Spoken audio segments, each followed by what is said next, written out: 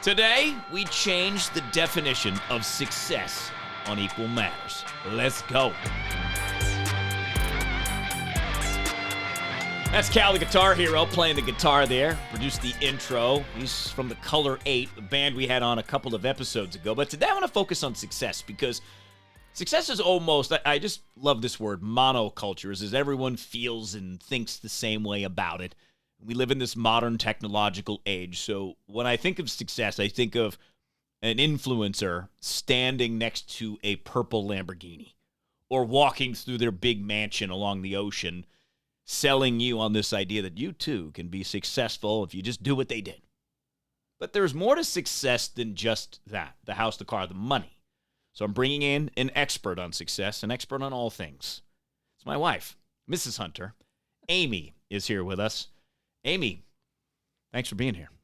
Well, thanks for having me, Rob. I appreciate it. So first question for you is defining success. So when you think of the term success, what do you think of? What comes to mind? Well, I'll say that the definition of success for me has definitely changed over the course of my life. I was never necessarily someone who pursued, I'll say, external validation of what I felt I was doing was good enough or not.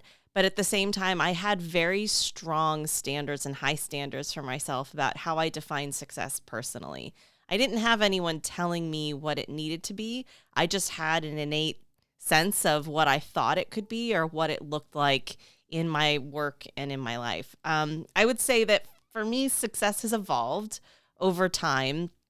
It used to be things that maybe represented a little bit more of the traditional measures, the money, the prestige, the status.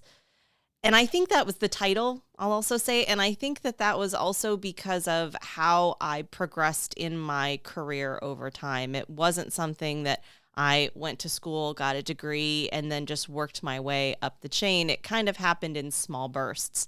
And over time, I think for me, success eventually became something that I needed to experience and feel more within myself than how other people viewed me or what was reflected in my LinkedIn profile. Yeah, right. Well, and that's where I want to go ultimately. So I want to back it up, and I want to get back into those small changes that you talked about here in just a few minutes. Because when I was 25 years old, the Rob Hunter Show was born.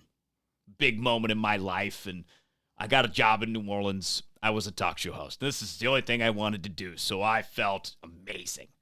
But see, what's funny about that is that was only part of the success that I defined. Because having had that opportunity at the age of 25 to host my own talk show, something that not many people get to do. But I created this next level of success that set up really what became in my head a failure. So at 25, having that early success, I thought for sure I was on a path to be a broadcaster in New York City. New York is the biggest media market in the country. That's where broadcasters all want to go. At least, when you go to broadcast school like I did, the dream is always to do media in New York. So when 30 came around, that didn't happen because my dream in New Orleans, my success was changed. A hurricane came through, as I've talked about many times here on Equal Matters and many times in life, because it literally threw our lives together into a different place. Because you were with me in New Orleans, and then we got together for a little while after the storm. We stayed in Atlanta. I had a tryout gig there in Atlanta at this great radio station, which I thought I would have been perfect at, but I didn't get that. I ended up going to Farmington, New Mexico, and you and I were living apart. So there I was at 27, way off my success barrier. I'm like, how am I going to go from Farmington to New York now in like 2 years, 2.5 years? And it didn't happen. So when 30 rolled around, I had moved to Phoenix. You had joined me in Phoenix, but I didn't even have the Rob Hunter Show anymore. I was a behind the scenes person. So when I turned 30, I remember thinking to myself, when I woke up that day, what a failure I was.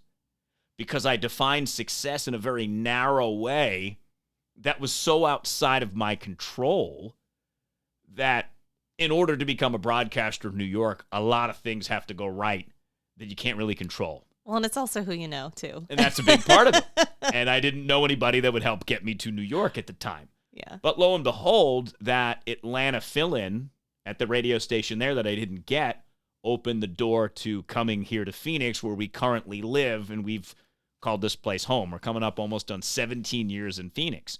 So in that 17 years, from 30, 28 moving here, 45 now, but from 30 to 45, my, like yours, Amy, definition of success changed into more of a pursuit. And if you stay on the path, that is a success. Because I guess I'll call it I retired. I don't know if I'm like Michael Jordan, but when Michael Jordan won his third championship, he's like, I'm retired. I'm kind of done with basketball for a couple of years. And then he went to try baseball. And then he tried something new, and then he went back to basketball. Mm-hmm. So maybe there's a point where I go back to radio, but I felt at this point that I was successful because I redefined what success is to me. And ultimately, it's my definition of success that matters, to go to your point. So walk me through, Amy, if you would. Again, this is Mrs. Hunter, my wife, how success changed as you progressed in your career. And you spent your career prior to creating your own company 3 years ago, Painted Porch Strategies, in the healthcare staffing industry. First and foremost, what is that? What's the healthcare staffing industry? Well, you may be surprised to hear, maybe not, that not every healthcare professional that you meet and that you encounter in your health journey is an employee of the company that you're at. So if you're at a hospital, they're not necessarily an employee of that hospital. And we read every day how the shortage in healthcare professionals in the US and really around the world just keeps increasing. In fact, I think the most recent stat is something like 98% of current full-time nurses are looking to leave their full-time jobs, their full-time hospital jobs, in pursuit of something different. So that way they can have that flexibility of lifestyle, but also financially it can be a little bit more rewarding if you work for a healthcare staffing organization. They are essentially the temps of the healthcare world, and that starts all the way from someone who comes and sits and watches your elder parent or grandparent in their homes, all the way to doctors that work in hospitals, all of those individuals to help fill those personnel and staffing gaps. Those are often temporary workers who are there for a short period of time. And they eventually may decide to stay.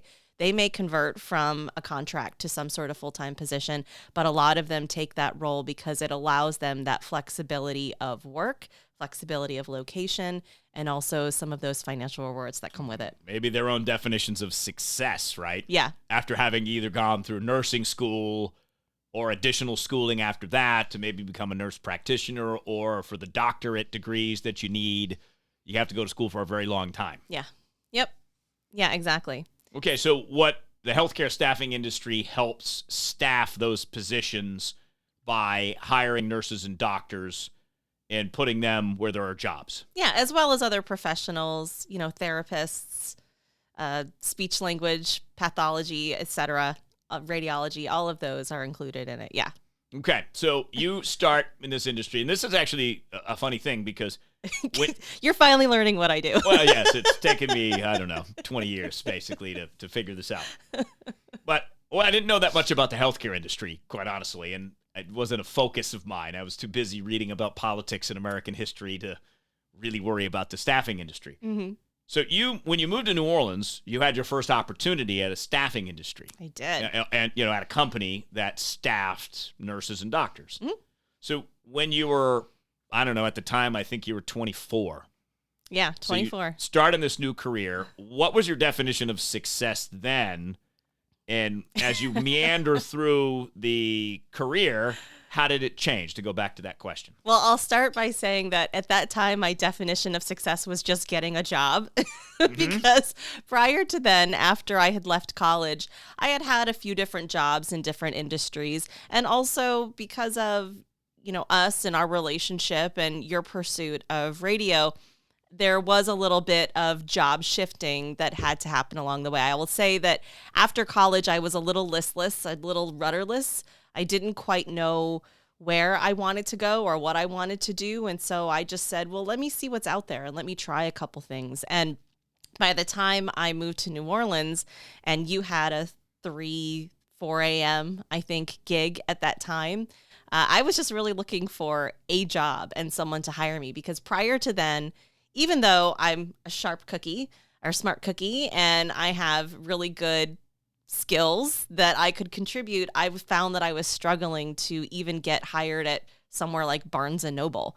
And so at the time, I was just happy that someone gave me a job. But once I had that job, just like with everything, I always like to say I adopt the Ron Swanson Parks and Recreation mantra of don't half-ass two things, whole-ass one thing. So I dove full into that job and how I could be successful for myself, but also how I could make the organization more successful. That's something that the clues that I wasn't quite picking up on over time, I started to detect a pattern of something that I found myself regularly doing was not just finding ways to make myself better, but continually looking for things of how I could tweak and shift and adjust and improve how the organization was running, really to make my job easier, but also to make us all work more effectively. So it was never about chasing a dollar sign. So you didn't say, I will be successful when I make $1 million a year, or when I have $1 million in the bank, or my net worth is a certain level.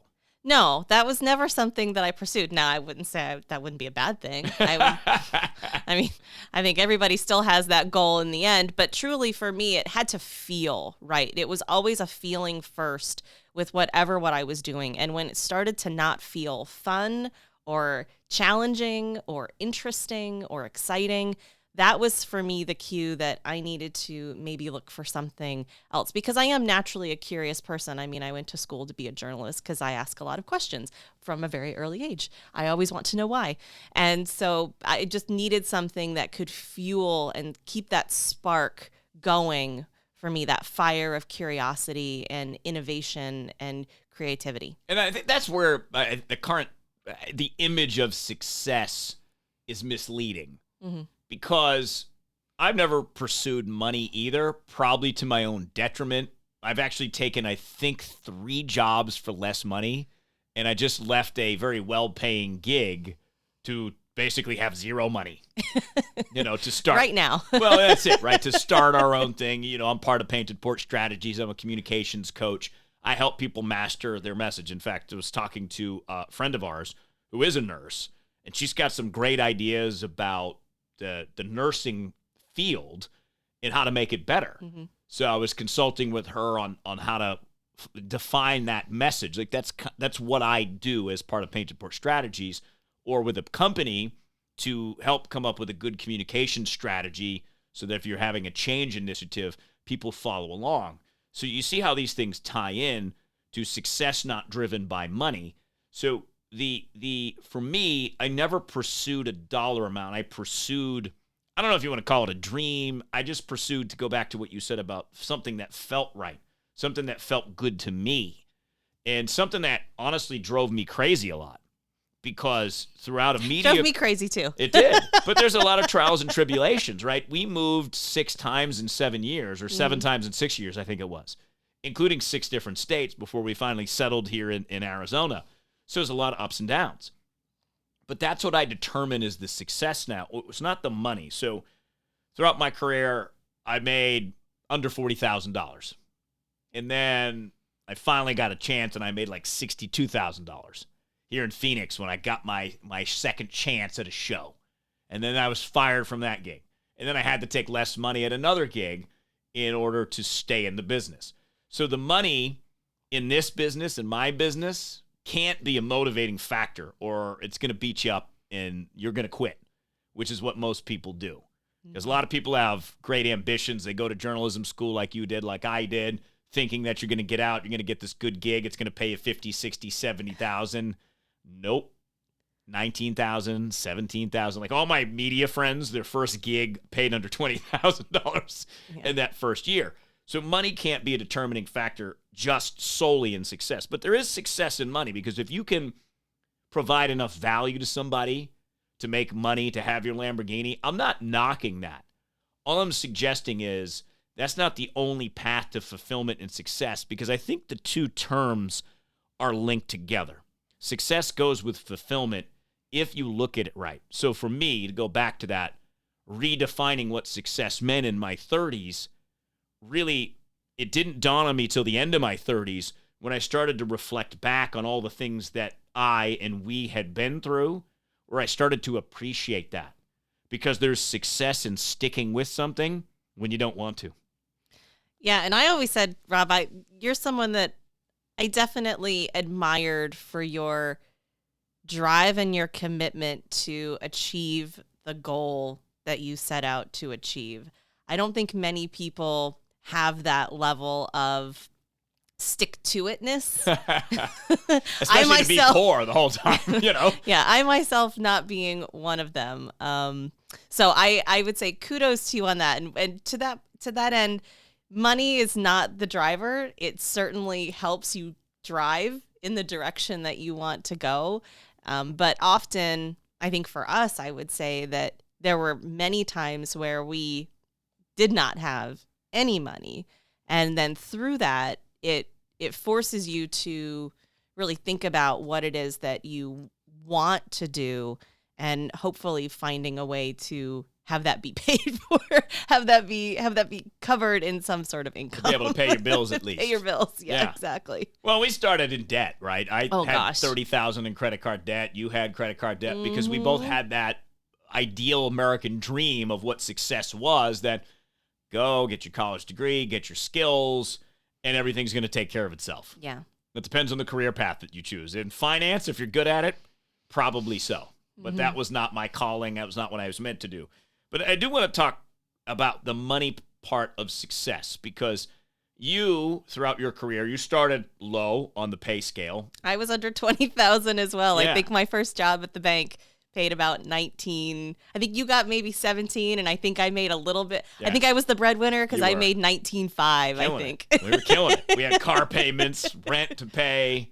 It was not easy. No. But, I think that those are building blocks to success, to be able to survive that, to be able to work through that, because you also start, if you do it right, you start to appreciate the stuff that you have when you have more money, or the places that you get to go more. Yes. Because there was a time that you couldn't. Yes. I remember I went to Carrabba's recently, and you and I, on date night, a big date night out would be going to Carrabba's. Oh, they're apple martinis. Exactly. And we'd Changed ball my out, and life. we'd spend like $83 or something like that with tip. And we'd be like, we'd be stretching the budget to be able to do that. And I was going into this Carrabba's, like 6 months ago, with that appreciation that this used to be like a big night out. And being able to stretch the budget to be able to afford that, to be able to take Mrs. Hunter on a date was pretty cool. And now, obviously, prior to stepping away from my job, I'm like, I could go to Carrabba's 3 nights a week, no big deal. Mm-hmm. So it's that ability to appreciate those small things. So as you started to grow, you started to make decent amounts of money. But it didn't start that way. Even when you got in the staffing industry, I think if I remember correctly, you were making like $13 an hour. I think it was something like that. $13, $13 to 15. I think I maybe got like $1 or $2 bump if I picked up a weekend shift or not. Because basically I was responsible for the actual staffing. So we were a staffing firm that had 19 branches across the United States, including Alaska. And my job working in the call center was basically responsible for the staffing after hours. So, hospitals, they are a 24/7, 365 business, and you have to staff all of those shifts all of the time. And often there are last minute, unplanned, either emergencies or call outs or whatever the situation is. And so my job was to staff all of those in the call center. But yeah, I think I started, it was $13 an hour. And at the time, I mean, and even still today, that's even $1 or $2, I think, above some minimum wages here in the United States. But at the time that was helped. I went from making 19.5 to maybe something more in the 30s. And I think at that time you were maybe making a little bit more than 35 me. 35. Was my yeah. talk show gig. But even then, again, it wasn't about the money for me. The money was the secondary to what I was doing and who I was serving. And over time, yes, I started to eventually get a little bit more and a little bit more. But I'll say that even then, probably to my detriment to a point, I never really pushed for more than what I was given. I did it once and it kind of failed. But it also goes back to knowing your worth as well. And we can get into that. That's probably another topic we can talk about shortly. But it eventually started to progress, but it was because other people noticed what I was doing. It wasn't so much me saying, here's what I'm worth. And it's tough when you're younger and you're trying to move up the ranks to understand how the corporate pay structures work. Yeah. And that there is value in what you do, because it's pretty obvious that corporations always try to get you for as least amount as they possibly can. And they're not all of a sudden be like, wow, you know what? You're doing a great job. Here's a $15,000 a year raise. Yeah. It's 2%, 3.5%, maybe 5% if you're lucky. But you at one point made a big jump because somebody did recognize your skills and what you would offer their company. And that was a big eye-opening moment for you. So how did that tie in, Amy, to how you felt about success as our definitions both for that term have evolved over the years? Well, I'll say this, that again, to repeat what I said a moment ago, I didn't fully know what I didn't know that what I was doing had the value that it had, because I just fell into this world and into these different positions. It wasn't something that I had pursued in college, and I knew what the salary ranges would be for these different roles. And some of these roles were newly created because of organizational shifts within the company that I was working for. So yeah, I did have a big bump. I think at the time it was over 100% salary bump, which to me blew my mind. And it wasn't me doing anything different than what I was already doing. In fact, it was in some ways doing less than what I was doing currently, but really much more focused in the consulting for organizations, that organizational efficiency and optimization and how they can work best within their roles and within their company. So that was a big eye opener for me. And that did shift me into another realm of financial stability, I would say, that I hadn't previously experienced. And it was very eye-opening. I mean, I think I called you because I was out of town when I got the offer, and it was just, my jaw dropped. I was like, how is it possible that the same exact role that I'm doing for company A is worth over 100% more for company B? Where is this disconnect? And also at the same time, I was a little frustrated with myself to say, how did I miss this? Or how did I not understand where I was going astray with it? But that definitely helped from the more true definitions of success, the more traditional definitions of success, that I was like, oh shit, okay.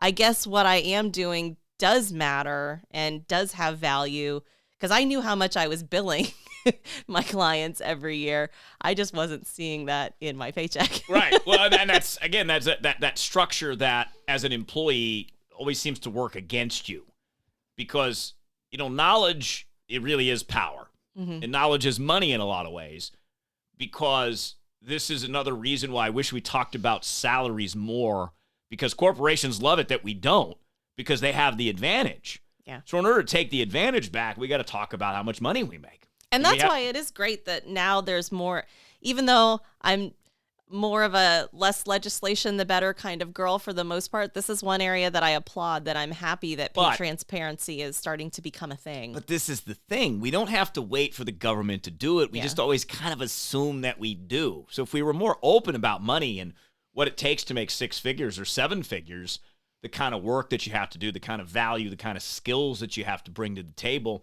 you could close that gap on your own. But, and even in the radio industry, I always over-delivered. I mean, that's just kind of one of my things. I work harder than most people. I'll just flat out say it.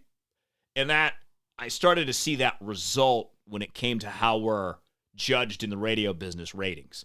The rating system is a bit antiquated, and it's a bit foolish, if I can be so blunt. But living in those constraints, over time, you see the results of the work. And I love this Tony Robbins quote that you get rewarded in public for what you do in private. And I always did my work in private. And you know, especially New Orleans, when it was the Rob Hunter Show at 25, I'm pretty sure I worked 10 to 12 hours a day. Oh, yeah. I read news, every article I could find. I read every book on politics I could find. And I read numerous books about New Orleans, but I loved it. It wasn't work to me. It was just gathering knowledge. And that was that real good taste of success that I had, because we were a tiny radio station, which is why I got that opportunity. And we took on one of the big dogs in New Orleans, a station called WWL.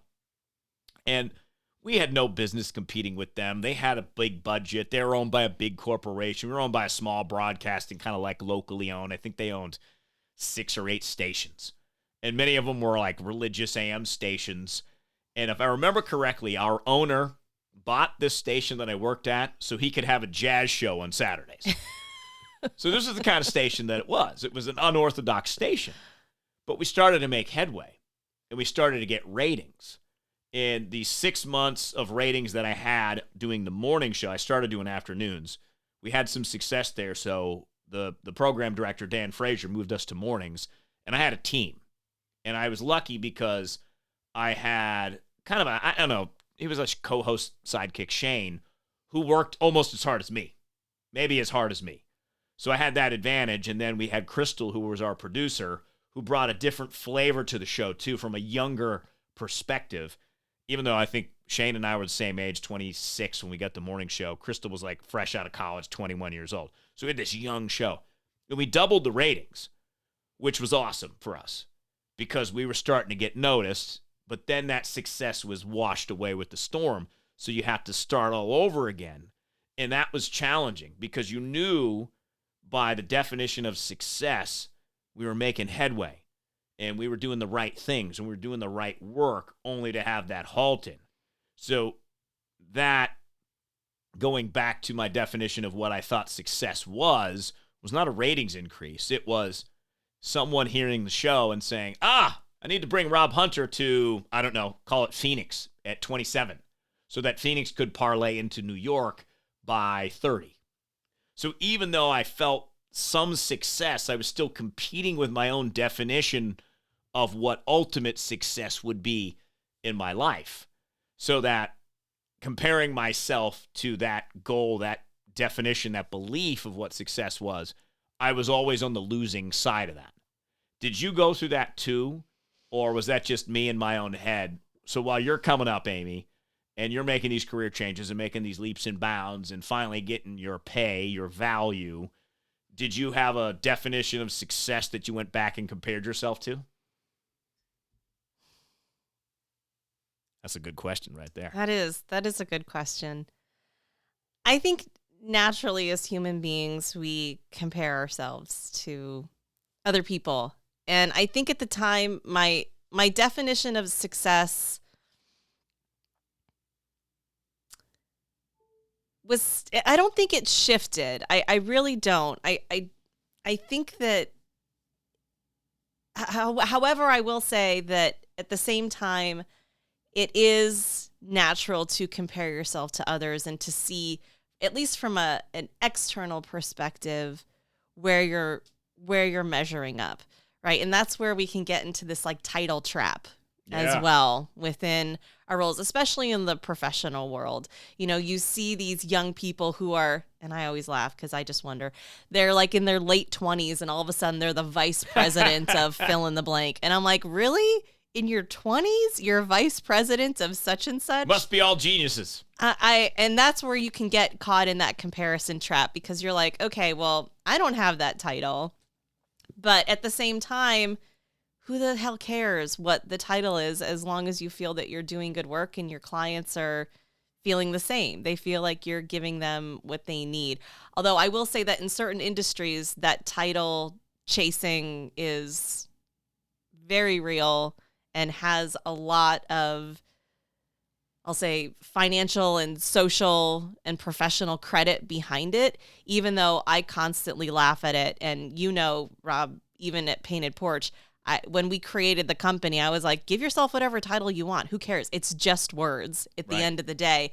But there are people that can get very caught up in that because of the industry that they're in or the organization that they work for. Titles matter, even though I think titles are worthless. And it's ultimately, at the end of the day, the work that you're doing and who you're serving and how you're serving them. But that kind of ties into this whole point of this podcast, is that for some reason, there's a accepted definition of all these things, success being one of them. Yeah. That in order to be successful, you either have to have a couple of things: a ton of money or a huge title. Yeah. Vice president, senior vice president, CEO, COO. Or so many followers, or whatever the definition is. Exactly, right. But it's, to me, the more I understand life now at the age of 45 and all the things I've been through, not just career-wise, but in my own head with depression and having kind of addictive problems as well, is ultimately what matters is my own definition of success. Yeah. It doesn't have to be an influencer's definition of success or Warren Buffett's definition of success, because it's an individual definition. It's an individual choice. So when I understood that I had the power to create my own meanings, it afforded me so much more freedom to be able to look back and go, the success wasn't getting to New York by 30. The success was sticking with it when everything went wrong, because everything was going so well from 25 to 27. It was almost perfect, like a fairy tale. I couldn't have asked for it to be any better. And then it was the opposite of that. And I struggled with that for so long that now I look back at how I handled it and how you handled it and how we handled it, those life curveballs, those life tests. And I understand that going through all of those is ultimately what taught me to prepare for this moment, to be able to say, I am successful. I did achieve what I set out to achieve. Maybe it wasn't in New York, but it was in Phoenix, because my co-host, my man Mike Russell, and I, we did things at our radio station, KFY, that no one ever has done in the afternoons. The station's been on the air for 30 years. We achieved the highest ratings in radio station history, and we were responsible for the most amount of revenue in that day part. We do everything in radio by day parts. So morning show for our station is 6 to 10. Then 10 to 1 is the middays, and then 1 to 4 is like early afternoons, and we were 4 to 7. So to be able to do that is meaningful. To be able to say, yes, we were successful, but where do you go from there?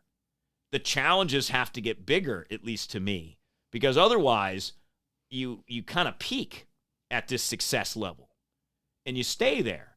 And to me, that's not success. Success is almost like an ongoing thing about, for my individual definition of it, Amy, it's about growth. It's about, where can I go? How much bigger can I think? How much bigger can I contribute? Can I influence people in a positive way to be able to go through what I've been through? Like literally on the verge. I've never admitted this out loud before, but here's a perfect opportunity to do it. When I was 19 years old, I walked into traffic, oncoming traffic in Boston, Massachusetts. To be able to go from that point to find something that you love and to be able to stick with it through a hurricane, to moving to places you didn't want to move to not thinking you were ever going to get a shot, but still sticking with it because you deep down had a belief that you were good at it. And I always had a belief that I was good at it. To be able to go into a place and achieve what no one else had ever achieved before at a radio station, that's what it's all about. That's the path. The pursuit of happiness is like the pursuit of success. That's why I think in the Declaration of Independence, my favorite phrase is the pursuit of happiness, because it is a pursuit. So to get back to this individual definition of success, that's how I define it. And that's how I look back, that I go from that point at 19 to now at 45, and I can say I am successful because I did do it my way. Did I make $10 million doing it? No, but I survived. We got through it. It helped that you made some decent money along the way because it also affords you the ability to do other things that help fulfill you as well, because life isn't always about work and work success, because we often too define that. But there's also life success. There's success in a marriage, which right now I would say we are, despite the baggage that I brought into the relationship. You want me to respond to that? Yes. Yes, you're doing great at that. Well, I mean, it's always a But work it's in a work in progress, right? progress, And it's yes. been a long time for me to get to this point. But I think that's that success, is being able to go from wherever you start to wherever you're at right now. And if you've grown and you've gotten better and you're hurting less people and you're giving more than you're getting, I think that to me is what success is built on. Yeah, I would say that success ultimately is a mindset. It's not a monetary value. I always think back, there's been various studies done throughout the years, but one of the famous ones was done by Yale a while back, where they took two groups of janitors who worked at a hospital, and they asked them to think about and describe what it is they did. And there was one group that, even though from a title perspective or from a money perspective, you would say, oh, they're at the lower rung of a success ladder, these people loved their job. They felt happy. They were fulfilled. They had purpose every day. And it was because of the way they chose to see the role that they performed within the hospital itself. They didn't see themselves as a custodial worker or someone who's cleaning or dumping out trash or cleaning the floors. They saw themselves as helping to contribute to the health of their patients. And they continually learned and explored new ways to get better with that role. And that percentage of people who did this idea of job crafting, if you will, it's not changing the job you have, it's just changing the way you view it. That often can lead to much deeper sense of feeling successful and purpose and drive within, the activities that you're performing, versus just saying, I take out the trash. I also think about that old, I don't know if it's true or not, but I think about that old story at NASA, where there was the janitor there. And I think a reporter was there walking through the halls one day in Houston, and he asked him what he did, and he said, I'm helping send someone to the moon. Mm-hmm. He's not a janitor. He's actually contributing to this because of what he is doing to help those other people be successful as well. Because they don't have to take out their own trash. They can think about their math problems to get people to the moon and back. Yeah, so I think that's really important when we think about this idea of success and what success means, that yes, money doesn't hurt. No. It doesn't hurt the situation. Money's not a bad thing. It's not a bad thing. Money is not going to make your life harder. It just makes it different in some ways. But ultimately, the way that you're going to be successful and feel successful is if you are able to connect to a greater purpose and a mission for whatever it is that you're doing. In fact, one of the clients that I worked with recently, he was kind of surprised with some of my statements on that, because he's like, well, we pay people the highest, so they should stay. Why would they leave? And I just told him, I was like, well, just FYI, I left a high six-figure job to be poor and to pursue my own company. And he was shocked. He just couldn't fathom, why would you choose that over money? But there's people time and time again. I mean, Gallup just recently came out with a study, a recent survey, that only 28% of employees in an organization feel any connection to the mission and values of the company. No surprise, that's also why employee engagement is like at 22%.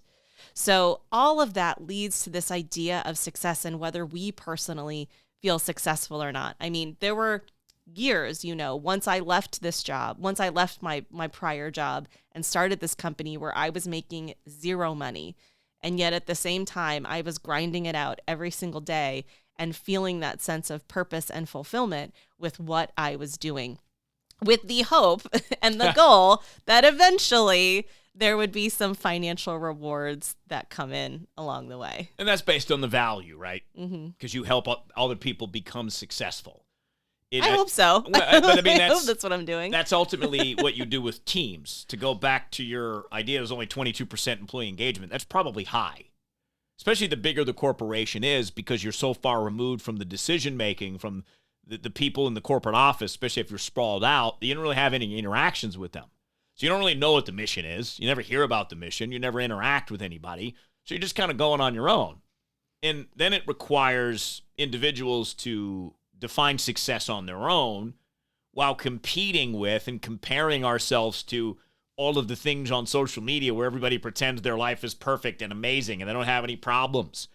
But another Tony Robbinsism, if you don't have problems, you're dead. Because everybody that's alive has at least some problems, some challenges to deal with. And I think it's how you manage those problems and challenges that create success in yourself. And then what's so funny about it, for me, my career taught me how to be a better person, because I always had some attachment to what I did, and I loved it. So no matter the odds, I never counted myself out. I always thought I could do what I just did in Phoenix. I always knew I had it in me. So when the boss was riding me hard and I worked a 14-hour day and I'm like, oh my God, what am I doing? All of that effort collectively is what led to the success of the last 3.5 years that I had with Mike Russell on Russell and Hunter. And not just in the sense of the ratings, but the money I made. I finally got a taste of, oh, this is what it's like to make some money. And that felt pretty good too, because I had a financial goal last year that I beat. And it was a pretty lofty goal, and I was pretty excited about that. But I don't like the model, honestly, that we have to do in media. But I knew I had to play that game, and I wanted to prove to myself that I could play it. And what I mean by that model is your base salary, in many cases, is okay. You got to endorse products. That's where your real money comes in. So you have to become a sales guy. And for me, that was a new challenge, a new skill, and I wanted to try to master it because it involves a lot of personal relationships with the team that goes out and sells you. And to be able to create success in that, after I came up with a strategy that I implemented, taught me a ton about me and what I'm also capable of, especially when there's certain parts of it that I don't really like to do. But I'm like, well, how can I find a way where I like this? And it turned out that I liked working with the salespeople because they're good people. They're smart, they're creative, and they get deals done.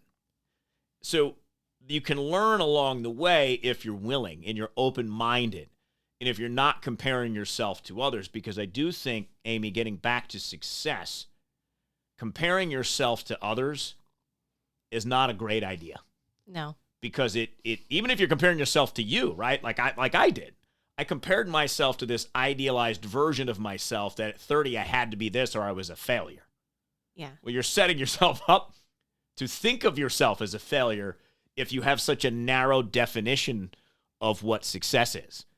So to get rid of the comparison and to look at all the things you've done and all the problems you've solved and all the goodwill that you've done or brought a team together.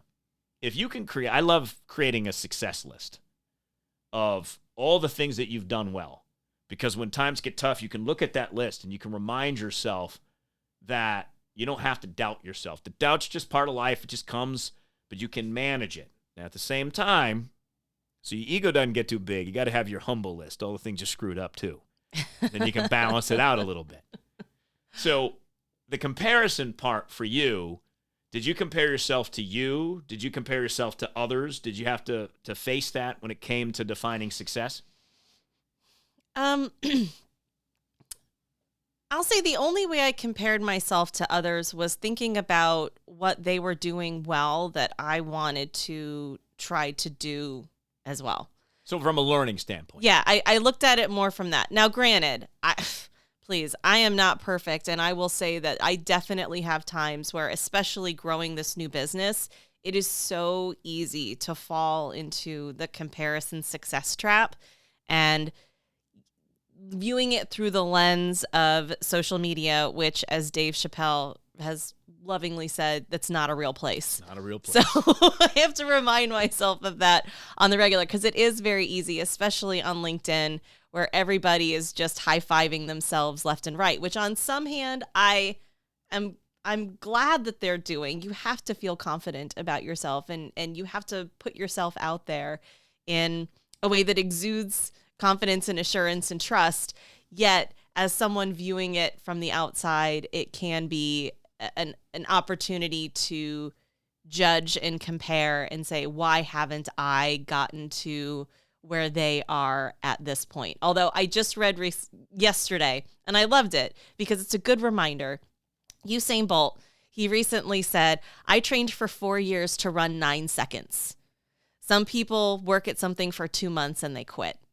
And I think that that's a great reminder of if you have clarity, I think that's number one. If you have clarity on what success means to you, and like literally sit down and go through it and ask yourself questions to get really clear on that.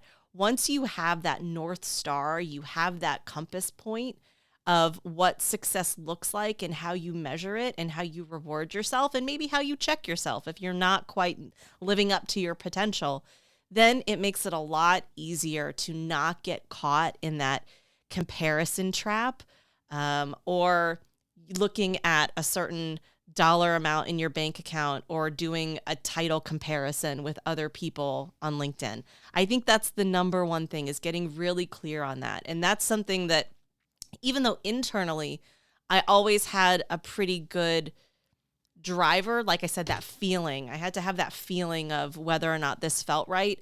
I hadn't really taken the time to like clearly define it and understand it and kind of bring it up to the surface. So that way I could then check myself whenever I felt that I was getting into that, poor me, I suck loop. Here's a big part of that. Your definition to success, Amy, me, as you're listening to us, cannot be outside of your control. No. Mine was. Be in New York by the time you're 30 being a broadcaster. I can't control that. Many different things have to happen in order for a broadcaster to get to New York. There's maybe agents involved, there's luck, there's I know this person, there's skill, there's talent, and there's a million other factors. And the good news is it doesn't snow in Phoenix. It does snow in New York. So again, just thinking about New York as far as what it was in my head, and that being so outside of my control, which ties into one of the main tenets of what we do together at Painted Porch Strategies, Amy, is as an individual, you can really only control a couple of things. What you think and what you say, how you say it, and what you do. And even with the thinking part, sometimes you can't even control that. It's about what you say, how you say it, and what you do, what actions you take. So your definition of success, at least according to me, on your individual level, if you're following along here, has to be something that you can control. Because as I look at my life now, we just went, fortunately for us, we went on a month-long journey in Europe. And we traveled with a lot of people. Traveling with a lot of people brings a lot of unique things to it. For me, going into that, I tried to create success into not overreacting. When my emotions welled up or came out of nowhere, it's successful to not react to the emotion, to be able to stay calm in the tense situations when you're on the subway or London trying to figure out which way to go and you're like, oh my God, I panicked. You try not to panic out loud. So success for me was being able to control my responses, control where my thoughts went, to control what I said and how I said it. And for the most part, I think I did okay. But you see how I took the old definition of success to something that was out of my control to something that is within my control. Because there are certain things that I love about, like maybe a Tibetan monk and what they teach you. And I love that some of the monks, they create those, almost their art in the sand, where they take the rake and they create these circles and these lines, and then they erase it, and then they do it again. Because for them, the lesson is the joy of doing. And behind that is the joy of living. So for me at this point in my life is to try to find joy in as many moments per day as I can, or to get so focused in something that you just love being in that state of focus. That's how I define success. I don't define it that I need to be a millionaire. Would it be great to have enough money to be free to be able to do whatever you want? Absolutely. But at the same time, what I've always found joy in is the love of what I do, in the love of being focused, and the love of learning. So as long as I can do that, and I can hang on to that with my definition of success, I am successful. Wow. Left her speechless on that one. Well, it just, as you were talking, it made me think about just going back to the core of this message, which is get clear on your definition of success.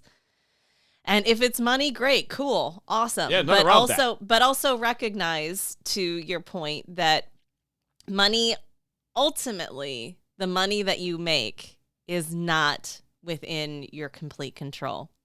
You can set a salary goal for yourself. You can set an income or a net worth goal for yourself, but all of that is based on someone else giving you money. A perfect example. Like, what's the 2023? So I walked away a little over a month ago, and I wasn't going to make the same amount of money as I did the year before because certain things fell into place that were almost easy. This year it was harder. Economic conditions changed. So even though I had a goal, it was harder to reach the goal because of things beyond my control. So a number wasn't really within my control. Yeah, we can have a whole other conversation about goal setting and different ways to set goals and how to look at it. But I just think ultimately at the end of the day, it's just getting clear with yourself on what you credit as success in your life, and maybe thinking a little bit more broadly or creatively than what we're told. You know, I think about people in our lives who recently quit their jobs as well, and their definition of success has absolutely nothing to do with money or even a career. It's really experiences that they can have, places they can go see, people that they can meet. And I think that that's really, at the end of the day, just getting clear with yourself on what that is, and that's going to help you want to wake up every day and do what you do, whether it's in your career or in your life or with your hobbies or your volunteering or whatever it is, but just getting really clear on that. And also giving yourself those small snaps or self high fives when you do something well and writing them down, because I'm the worst at that.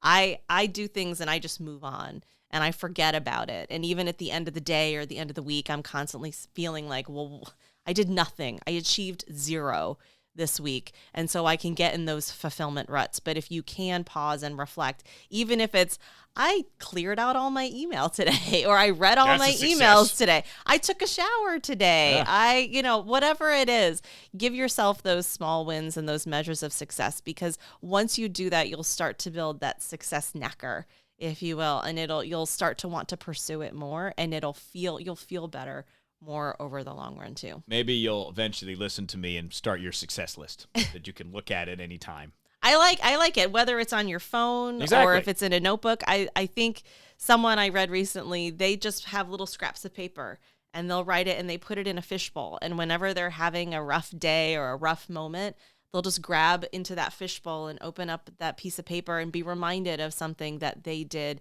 that they felt they did well. Bottom line, it's up to you. So we'd love to hear from you. Amy, thank you for being here. If you want to find out more about Amy or Painted Porch Strategies, go to paintedporchstrategies.com. We're literally here to help you change, to become a better version of yourself, to become a better company, to run a better team. That's what we do. We do it very well, and we love it, and we'd love to help you. paintedporchstrategies.com. That is my wife, Mrs. Hunter, Amy, and you can see why she's so amazing.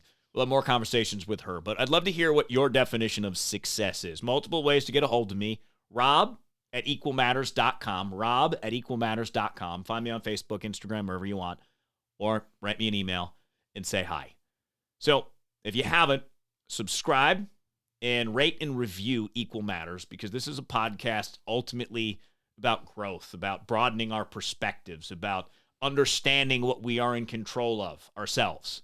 And that's it, being the best version of ourselves that we can be. So thanks again for being here. Thanks again to Mrs. Hunter, Amy, right over there. I'm Rob. We'll talk to you next week. Good night.